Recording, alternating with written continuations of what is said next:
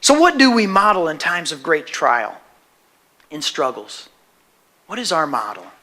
How do we really act at home when the going gets tough? What do they see? I don't know about you, but that convicts me more and more all the time. This lady left a great model of faith. Nothing was going to stop her. And kind of akin to that is her dogged persistence, you know? I mean, here you've got this gal. She's overcome any fears. She's battling these demographic, these social obstacles, and probably her own fears and things. And she gets to Jesus, and she begins to make this plea on behalf of her daughter. Not on behalf of herself, on behalf of her daughter. And she begins to make this plea. And come on, guys. Don't we think that Jesus is somewhat out of character here? Doesn't it disturb you a little bit where this woman with this need that she has, not for herself, but for her daughter who's possessed by evil, and Jesus gives her the silent treatment? Doesn't this trouble you a little bit? I can't tell if it does or not. I'm looking around. Everybody's just looking at me like I got two heads. I don't know. You're puzzled, maybe. Maybe this is the first time you've been introduced to this text. But I got to be honest with you. 4 years, that bothered me. I mean, it just doesn't seem like Jesus. Jesus seems like the one who'd be out there helping. He'd say, well, come here. I want to help you, right? I mean, doesn't that kind of seem out of character? So he gives her the silent treatment. I'm wondering what we would do.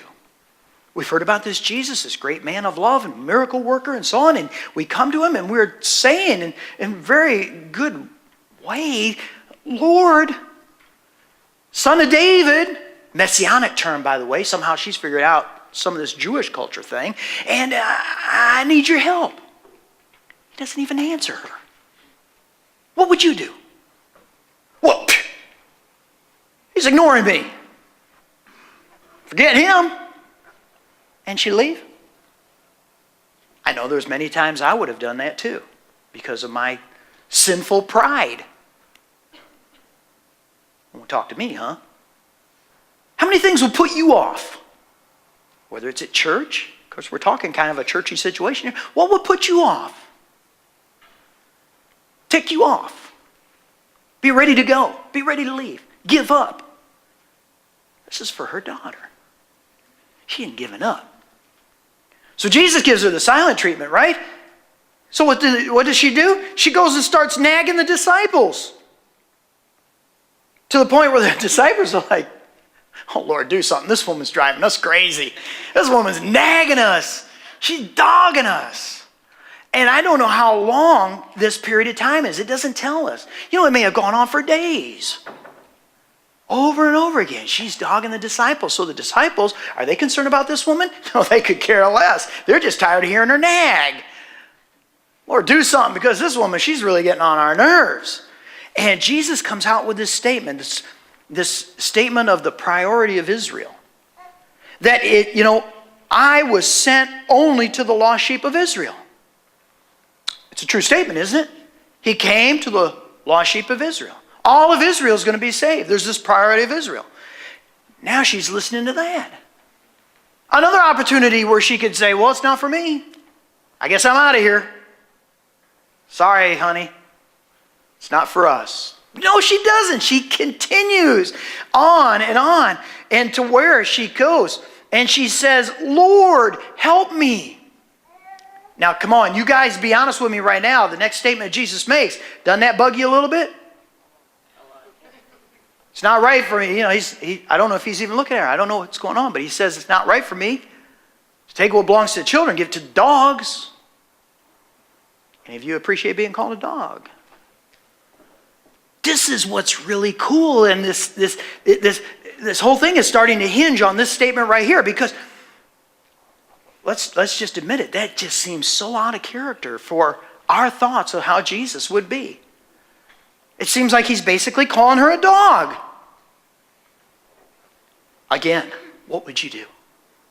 At this point in time, would you say, okay, it's enough that I had to come all the way out here. I had to go through all your, traditions and things and all your stereotypes, and I had to, get the silent treatment, and I had to spend ever how long I did nagging your disciples, and then ask you, and you say this thing, that I'm a dog. That's it. I can't take any more. Not this woman. She hangs in there. She's still persistent. She keeps going on. All right? Why? She came with a heart of prayer. You realize that's what that is. Verse 25 is a prayer. But she had that essential ingredient in prayer, and that is that she came with earnestness, with passion. So many times we go through prayer, every morning, and we got this little list, we get it done. I mean, she had that essential ingredient, that passionate, earnest desire in prayer. The pouring out of her soul for her daughter. She was serious. I have a whole sermon called Praying a Prayer. Because there's a difference between saying a prayer and praying a prayer. She's passionate. She poured out her soul. Are you ever tempted to give up the race? Are you ever tempted to quit? I came up with this. Well, I think God gave it to me this morning. Victory doesn't come to the perfect. It comes to the persistent. Think about that again. Victory doesn't come to the perfect. It comes to the persistent. We need to persist in our faith. Not that you're going to be perfect. I'm certain this woman wasn't perfect. But her faith was persistent. And ultimately, she's going to get the victory. I'm reminded in Mark chapter 9, verses 22 through 24. Have we got that passage up there? There it is, right there. It's about a time Jesus was up on the mountaintop with the disciples. They had this awesome transfiguration experience, and they come down off the mountain into the valley of serving, and there was this guy that the disciples could not seem to help out because this kid was filled with demons and they were controlling him, but his disciples couldn't drive him out. And the father says this: since he was a little boy, the Spirit often throws him into the fire, into water, trying to kill him. Have mercy on us and help us. Listen to these words. If you can. And Jesus said, what do you mean? If I can. Anything is possible if a person believes. The father instantly cried out, I do believe, but help me overcome my unbelief. Victory does not come to the perfect like you got perfect faith. Victory doesn't come to the perfect life. Victory comes to those who are persistent in their faith. And that's what this father did. He wasn't perfect. He didn't have perfect belief and perfect understanding. But Lord, I'm staying in there. Would you even help me overcome my unbelief, my doubts? Did you know you can move on even in doubts? Doing the thing you know you need to do even if you don't understand it. That's what this woman's doing. That's what all great people of faith do. And then I want to finish with the fact that this woman was wise. She's very wise. Her faith was wise. Look at her response to Jesus when he says, it's not right to take the children's bread and toss it to their dogs. And she says, yes, Lord, but even the dogs eat crumbs that fall from the master's table. Was Jesus harsh to this woman? Was he uncaring? Was he really calling her a dog? There's something very, very important we're missing here. And I'm telling you, it's one of those things that, maybe there'll be this great video screen in heaven and you can just go to, pump in Matthew chapter 15, 21 through 28 and see it played out on this video screen, because there's something very important we're missing. You don't see Jesus' face when you read the words. You don't hear the tone of his voice as he's saying the words. How much difference would it make if he just had a little sly grin on his face while he's speaking these words? Think about it. It's not right that we take what is the children's and give it to the dogs.